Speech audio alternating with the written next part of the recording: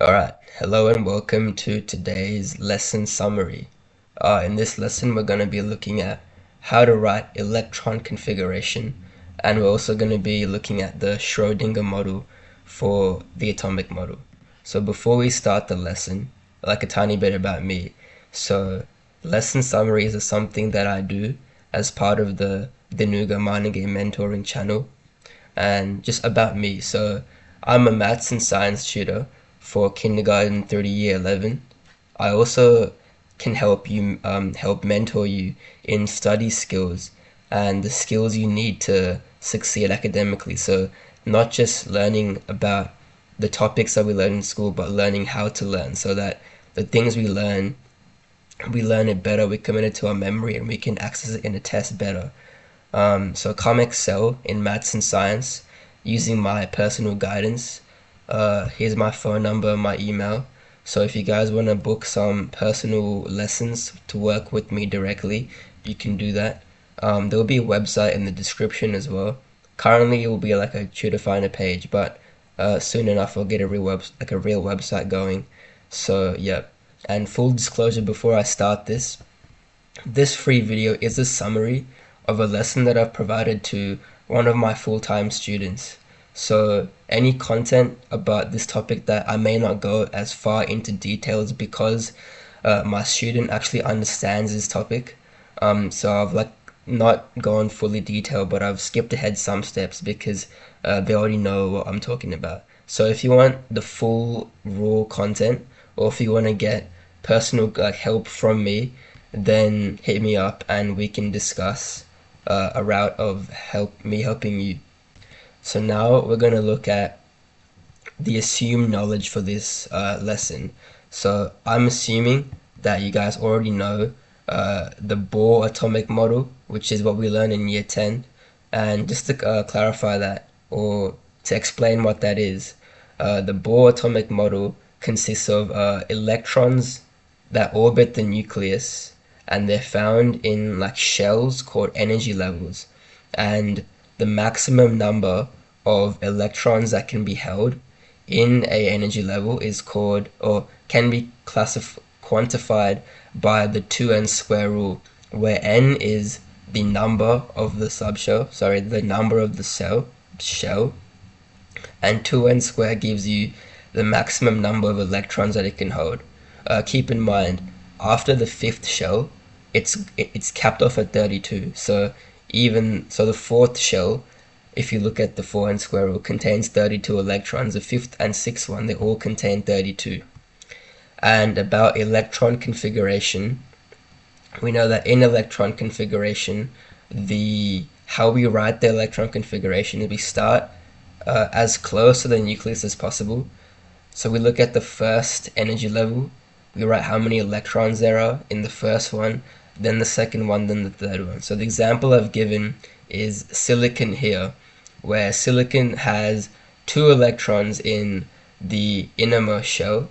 It then has 8 electrons in the middle shell, and then finally has 4 electrons in the outermost shell. Now what we're going to learn is the year 11 model of the atomic model, which is the Schrödinger atomic model, and we're going to go a bit more deeper into what we learned in the Bohr model, where that energy levels, they do exist and electrons are found in them, but we can go a couple of steps deeper and find the subshells, and these subshells make up energy levels. These subshells are referred to as the the S, P, D, and F subshells, and these make up the energy levels. We can then go one level deeper to find that orbitals make up subshells, and each subshell has a certain number of orbitals. And then using this knowledge, we can be more specific with how we give our electron configuration, and instead of going 2, 4, and 2, 8, and 4 like I've given on the left hand side, we can be more specific, where we can see 2 electrons are in the S block in the first shell, when we got 2 in the 2s and then 6 in the 2p, and we can be more specific. I'm going to explain how we can do that in the rest of this video. So we're going to start in a macro level, or in comparison to the other detailed levels, we can start off as big as possible with the shells slash energy levels. So from year 10, we know that electrons orbit the nucleus in energy levels, and these energy levels contain 2n square maximum number of electrons per energy level. Keeping in mind that I'll put approximate there because the fifth energy level isn't 5 square times 2. We still consider it 32. And yeah, so another thing we should know is that the outermost shell, so in this diagram here, the last or this third shell here is called the valence shell. And this is the most important shell because this determines the ratios for bonding in covalent and ionic compounds. Another thing we should know about energy levels is that they're actually not specific shells, or like, even though we visualize them as shells and rings, they're actually more in a cloud shape where they can exist anywhere in the cloud, and it's a 3D area, so a 3D volume. It's not a shell, and for this reason we prefer to use the term energy level and not shell. And something we need to understand is that electrons aren't actually bound to that shell shell specifically, but they can actually be found anywhere in the electron cloud, but a specific electron will be found in its allocated subshell 99.9% of the time, and that's what's referred to as the Heisenberg uncertainty principle. So now we understand what energy levels are, we're going to jump into what subshells are. So subshells make up energy levels. So when we look at subshells, we have 4 different types of subshells. We have the S subshell, the P subshell, the D subshell, and the F subshell. And what differentiates these subshells is their shape is one of them, but that's something we don't look too deep into at a year 11 level. But what we do need to understand is how many electrons each subshell can have. So we know that the S subshell contains 2 electron max, P can contain 6, D can contain 10, and F contains 14 max. This will give us the number of electrons inside of a subshell, which make up energy levels. And we know that subshells make up energy levels in the following way. So the first energy level contains just the S, and we see in the diagram here, the first energy level is my laser. The first energy level contains just the S subshell here. The second one contains S and P. The third one contains SPD, SPDF, and anything beyond the fourth one, so 5th, 6th, 7th, they also just contain SPDF.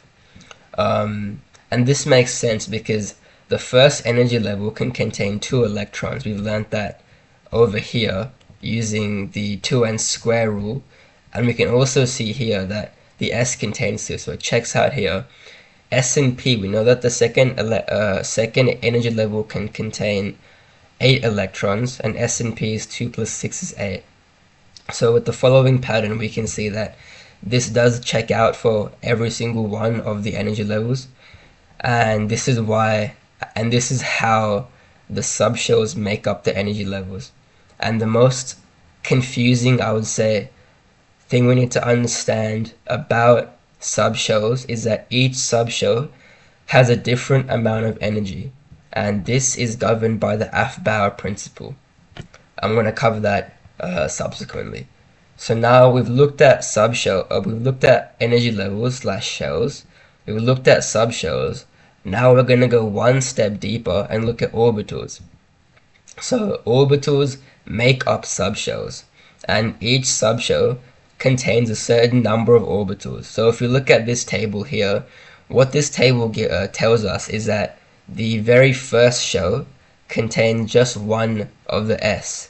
The second shell contains one s, and keep in mind one p, but the p can contain 3 orbitals. So what we know is that the s subshell contains 1 orbital, the p subshell contains 3 orbitals, the d subshell contains 5 orbitals, and the f subshell contains 7 orbitals. So by doing a bit of quick maths, we know from the previous slide that we'll look at the F subshell or the D subshell. In the D subshell, it is 10 electrons max, and it has 5 orbitals. So what can we say? We can say at a maximum, we know that, hang on a sec. We can say at a maximum that each orbital can have 2 electrons in it. And this opens up Pauli's exclusion principle, which states that each orbital can have maximum 2 electrons. And by the E minus, this is my symbol for an electron.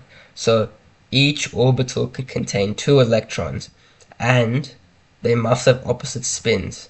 And what this means, we look at this diagram down here. Assume each box is an orbital.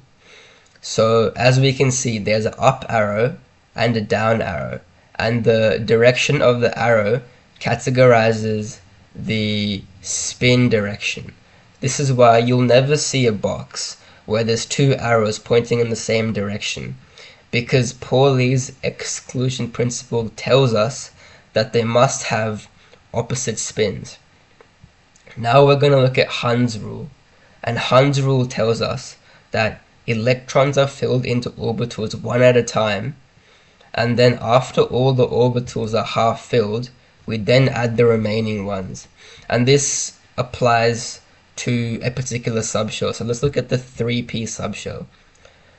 Counting the number of arrows, we have 4 arrows. This means 4 electrons and 3 orbitals. How we allocate the electrons into the orbitals is we first add in an arrow to each one so that there's 1 in each one. Now we see how many arrows do we have left, and if we have more remaining arrows, we then add them with the downward facing arrow. So the rule is, we only add an electron one at a time into the orbital. If there's 2, they have opposite spins, and if there's 1, we default it to having an up spin. And using this pattern, this is how we fill out the orbitals. We go 1 orbital at a time, we add the electrons into each box, and once the subshell, so for example, once this 2p subshell is fully filled up, we then move on to the next one and then the next one. There is a slight nuance in the F block and the D block, and I'm going to explain that in a second. And the Aufbauer principle states that every subshell has a different amount of energy, and the order in which we add electrons is that we add electrons into the orbitals with the lowest energy first, and then we work our way up in increasing order of energy. Now I'm going to explain what the order is in a second. So now we're going to look at the SPDF blocks on the periodic table. So we can look at this periodic table here and separate some distinct areas of the table like this, so that we have our S block here, including helium, our D block, our P block, and our F block. Now, if an element is in, for example, we'll take the D block. If an element is in the D block, what this means is that the very last electron is added into that subshell. But a very important nuance you must keep in mind is that the very last electron you add may not be added to the valence energy level. I'm going to repeat that because this is a very important topic, a very important nuance, and that the last electron we add may not be in the valence shell. the very last electron we add may not be in the valence shell. Now, I'm going to look at this example 3p4. I'm going to explain, if you see 3p4, how do you translate this from a chemistry notation into a real word notation, like English notation. So we look at 3p4. What the front number 3 means is that which energy level is it? So if it's a 3, we look at the third shell or third energy level. Now the letter is what type of subshell, and this will tell us whether it's a S, a P, a D, or a F.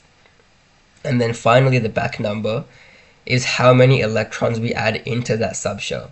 So if the final electron is added into 3p4 such that the final electron is added into 3p and it's the fourth one we add here, all we can then say is how it works is we go to 3p and we go 4 in, so 1, 2, 3, and 4. So if 3p4 is where the final electron gets deposited, we can say that this is going to be right here in the periodic table. And that one there is, we'll figure it out later. But before we move on, some notable nuances we have to consider are in the D block, we subtract 1 from the period number. So if you've made the observation that the 1s is in the first period, 2s is in the second period, 3s is in the third period, and this continues. The same pattern for the P block as well. If you look very carefully, you will see that this is the fourth period, but this is the 3D. And the F block, which is referred to as the lanthanides and the actinides, we know from our knowledge of the periodic table that these guys jump into here. So we go from 6s to 4f. So when we're going across the periodic table, when we hit the D block, we subtract 1 from the period number, and for the F block we subtract 2 from the period number. And the reason we do this is because of the Aufbauer principle.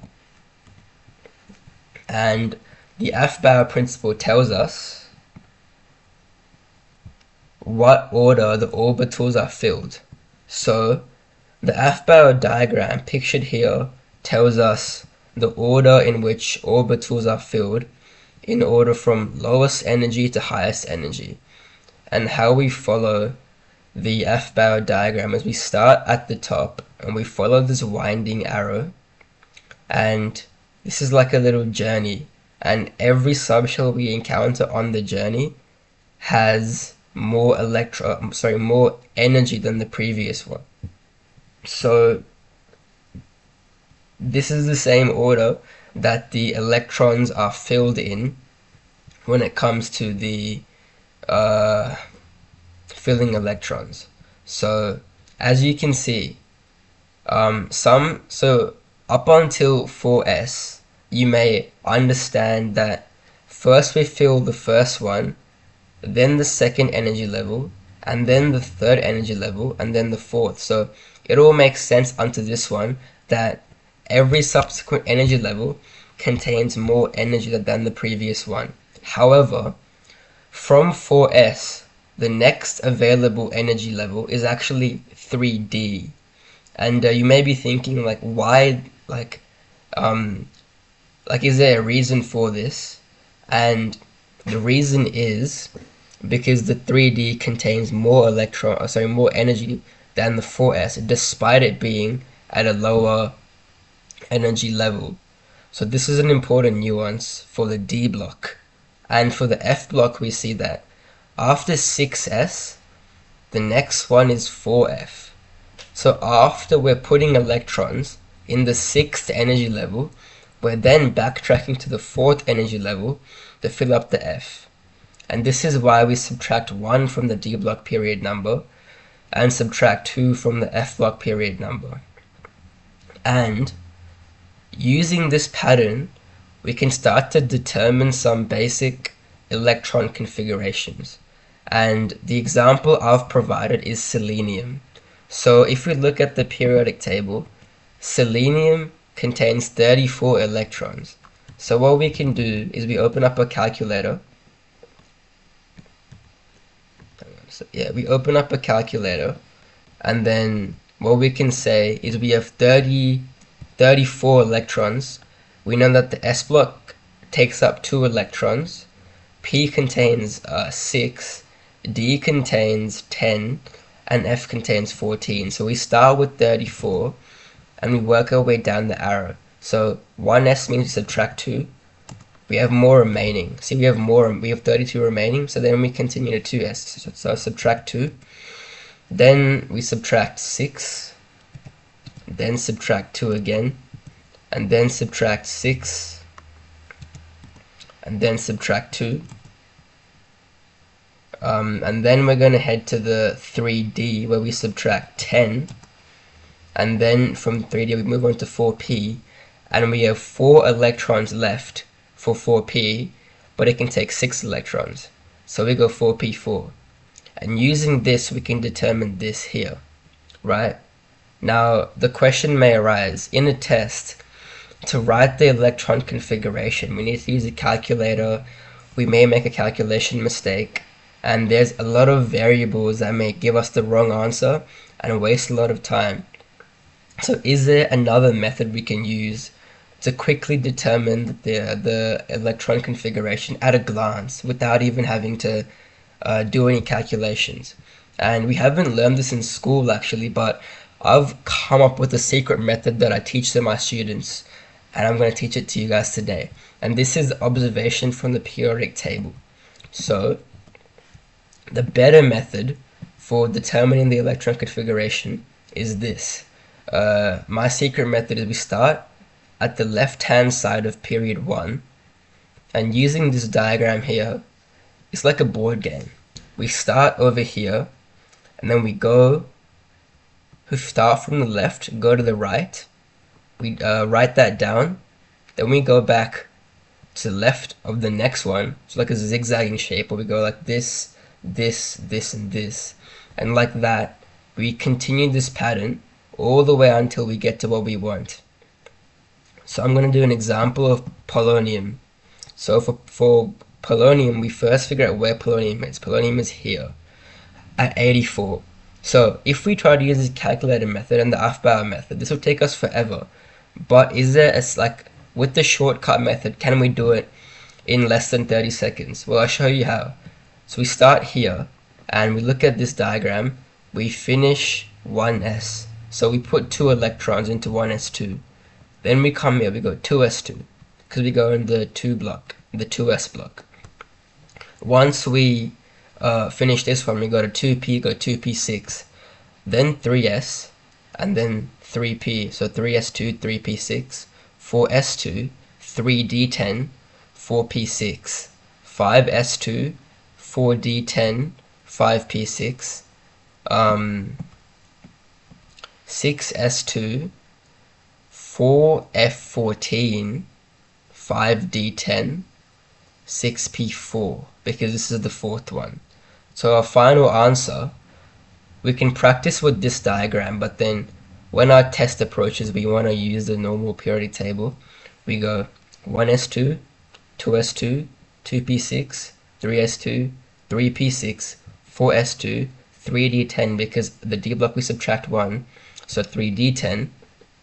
As you can see here, 4s6 or 4p6, 5s2, 4d10, 5p6, 6s2, 4f14 because we're doing the lanthanides now, then 5d10, and then 6p4.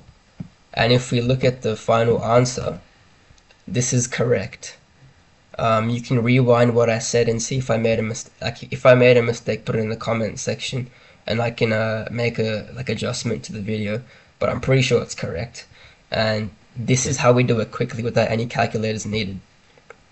Now, the other thing we can do to make our life even easier is for our heavy elements like polonium and like just our larger elements, it's going to take a long time for us to write this entire electron configuration. So what the chemistry people have decided we can do is we can do a shorthand method like this, where the rule is we look at the element, the previous noble gas. So if you look at polonium, we want to go to the previous noble gas. We can't go to radon because radon is actually in front of polonium. We go backtracking until we get to the previous, which is xenon. Then xenon, what we do is we write in square bracket xenon, then starting at xenon, we go 6s2, 4f14, 5d10, 6p4. And as you can see here, this entire row I've written here can be shortcutted to xe in brackets. That's the power of the shorthand method. And being able to write this on its own is the power of my shortcut method. So this is how we quickly determine the electron configuration from the periodic table. Now we're going to look into a slight nuance. What we see is that now, like, a natural question we may have is, why do electrons fill from lowest energy to highest energy? Like, is there a reason why it does that? And the reason is a very common rule we find in the physical sciences, so chemistry and physics, is that the stability is inversely proportional to the energy. So if something has a high amount of energy, it has a low amount of stability. And this makes sense that everything wants to be as most stable as possible, because if it's not stable, it will rearrange and become something more stable, and that won't rearrange. So everything keeps rearranging until it's stable, and then it stops. So everything tries to be as stable as possible, and that means to have the lowest energy. But what's the point of filling up the lowest energy when we can make a slight adjustment sometimes to get the highest stability? And this gives the way for the exceptions. But before we look at the exceptions, we're going to look at what I have here. And what I have here is, assume this is like a 3p, so the 3p orbital. If a subshell is half filled, this is actually very, very stable. And if it's fully filled, this is the most stable, it's really stable. And any other arrangement is not as stable as one of these ones here. So if I added one more arrow, sort of like, and if I added an arrow like this is no longer stable, as it's not as stable. So where's my cursor? It's not stable. And the reason it's not stable is because it's no longer half filled. So half filled and full filled have a very distinct property of being stable.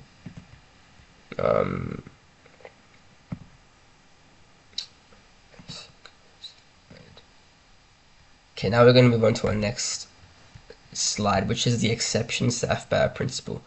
And what we can see here is there are some exceptions to the Aufbauer principle, which are copper, silver, gold, and then chromium and molybdenum. And I'm going to explain to you why these exceptions occur. So before we explain why, I'm going to show you where they are on the periodic table. So our first set is copper, silver, and gold. And this is in this row right here. What you may notice is that it's one away from a fully filled D block. And the second set is this one right here. And what you may notice is it's one electron away from a half filled D block. So using that, we can look at this. So let's look at copper as an example. So using the rule we learned for copper, can we figure out the electron configuration? So pause the video now and try and figure out what it could be. I'm going to drink some water while you do that.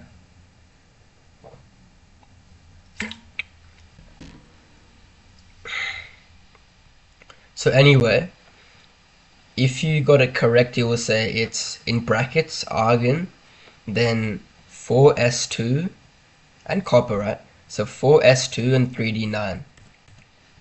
4s2, 3d9. Now, what we realize is if we look deeper, 4s2 is fully filled, so it's actually quite stable. It's full because remember the s block contains 2 electrons max. So the s block is fully stable here, so it's stable. Now we look at 3d9. So from the diagram here, we know that the d block is stable when it has 10 or when it has 5. Now 9 is neither 10 or 5. So this is actually is neither full or half full, so it's not as stable. And we see here we have one green and one yellow, right? But imagine if we can do this. We get one electron from 4s2 and put it into 3d9, giving us 4s1 and 3d10.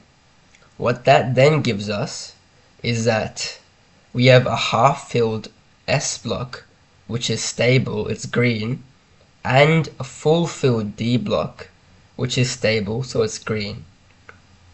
What this means is that for copper, silver, and gold, we take one electron from the outermost s block and give it to the outermost d block so that we can get a half-filled s block and a full-filled d block. This pattern I've described here applies for silver and gold. Now we're going to move on to chromium and molybdenum. So as we discussed a couple of seconds ago, chromium and molybdenum are one electron away from having a a half-filled d block. Where can we get that? We can get that from this s block here. So now, if we follow the normal Aufbau principle, we can say that we'll look at molybdenum. No, we'll look at chromium. So again, do the maths and figure out, not the maths, do the shortcut method and figure out what should be the electron configuration for chromium. So pause the video and do that.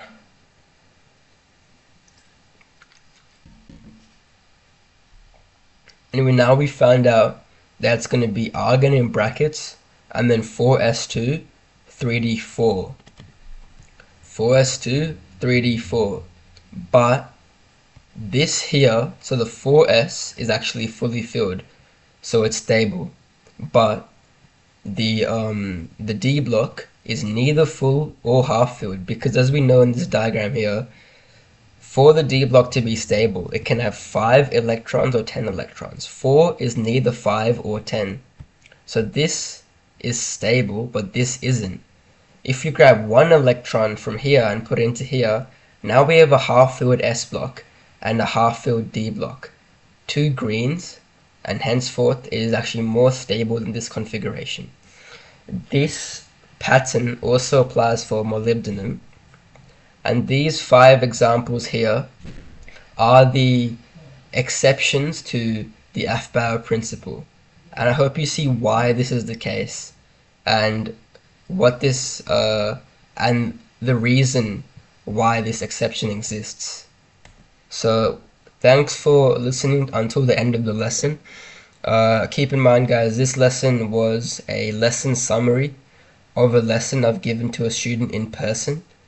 So if you want to get the most detail and the most value for your time, then you'd actually want to hit me up with the details in the description to book off either a one-off lesson where we can just discuss doubts, or we can discuss recurring classes if you're ready for that level of commitment. If you have any questions about the topic, then put them under this video. And the most important thing, before you go, the most important thing is this channel that I'm working on.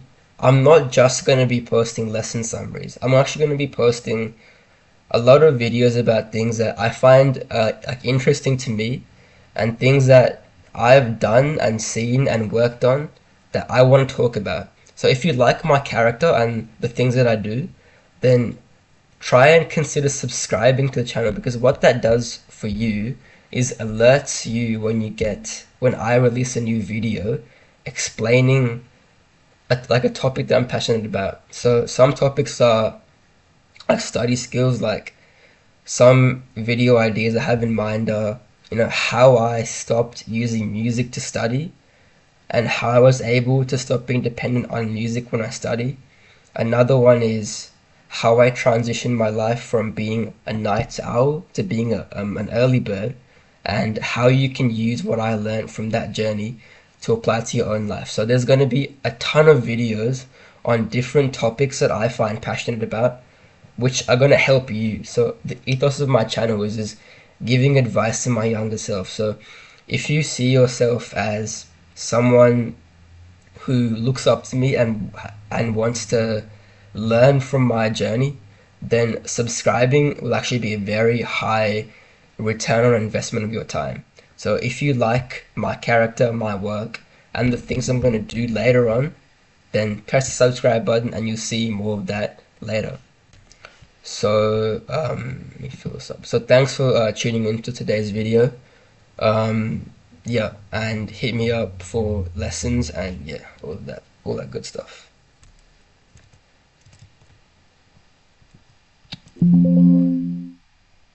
Let's go.